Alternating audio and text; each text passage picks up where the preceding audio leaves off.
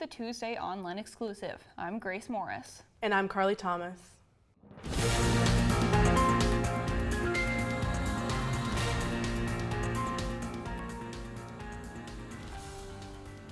Hurricane Florence is on track to make landfall in North Carolina by Friday morning. Vice President for Student Life John Dooley sent an email to students earlier today announcing the closure of campus. This closure is effective Thursday through Sunday. Students were encouraged to leave campus if they are able to. Shuttles for RDU and GSO airports will be provided starting at 6 p.m. today. The form to request those shuttles was sent to students earlier this afternoon. For students who cannot leave, Mosley Center will close tomorrow and remain closed unless it needs to be used for emergency shelter. Elon Dining will also have different hours other than those found on their website. If you're going to be staying in Elon, take the necessary measures to keep you and your roommates safe. We have plenty of safety tips for you. First, get some water. If you can't find any water at the grocery store, take a gallon Ziploc bag, fill it with water now, and then freeze it so it can be thawed later. And then stock up on non-perishable foods. Get lots of canned foods as well as any pantry items.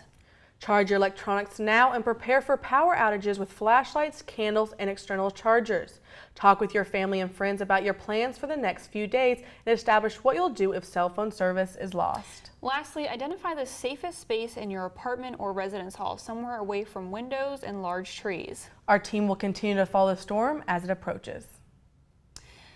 Today marks 17 years since the September 11th terrorist attack on the World Trade Center and the Pentagon. The tragic event impacted the entire United States, including Elon. I took a look back into history and how those in our community remember the day. 9/11. An event that forever changed American history. This photo was taken right here after the 2001 Elon student body found out about the attacks on the World Trade Center. What these students felt that day is now a distant memory. I see it as a piece of history. I don't see it as something that was a part of my life. Andrea Sheets is part of this year's freshman class. She was 1 year and 9 months old when 9/11 happened, and she says she doesn't remember anything from that day at all.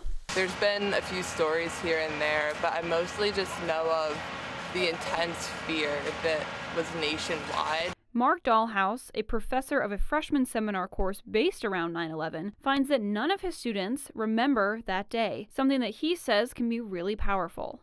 You know, it's one of those things that you don't really think about it until someone points that out. But even while those who don't remember 9/11 get older, he believes the conversation around it won't change just yet. This is still very much with us. And when that ends, I don't know. But I think that's why that conversation needs to keep happening. And in that sense, it's not just a historical event that happened and it's over. I think the reverberations from it will be felt certainly through the rest of my life. But for Sheets, she hopes that her generation can live beyond the events of 9/11. We are the way we are today because of it, and I think we need to take a second to kind of realize that and recognize what it's done for us, good and bad. And it truly is a part of our history. When I spoke to Dahlhaus, he told me that the youngest person to die in 9/11 was a 2-year-old girl. If she had survived, she could have been a member of this year's freshman class. Elon commemorated 9/11 this morning by ringing the Alamance bells at the times the 3 attacks occurred. Tonight, the movie United 93 will be shown in LaRose Theater in the Corey Business Center at 7 and 9 p.m. Today also marks the end of Rosh Hashanah, a Jewish holiday celebrating the new year. This morning, students gathered for a service at Beth David Synagogue in Greensboro, followed by a lunch at the Hillel House on campus. This marks Rabbi Sandra Lawson's first major holiday at Elon since being ordained in June. She says that having this kind of time together is essential for students. Just to be able to be in community. Rosh Hashanah and Yom Kippur, which is the next holiday, even Jews that do not celebrate a lot of the holidays, celebrate these 2 holidays. And so you have the creation of the world, followed by Yom Kippur, which is a day of atonement, and these are the biggest celebrations that we have. For more information on Jewish life at Elon, visit elon.edu/Hillel. And that's all the news we have for you today. Thanks for joining us. For all the news you need to know when we're not on the air, check us out at elonnewsnetwork.com. Have a great day and stay safe, Elon.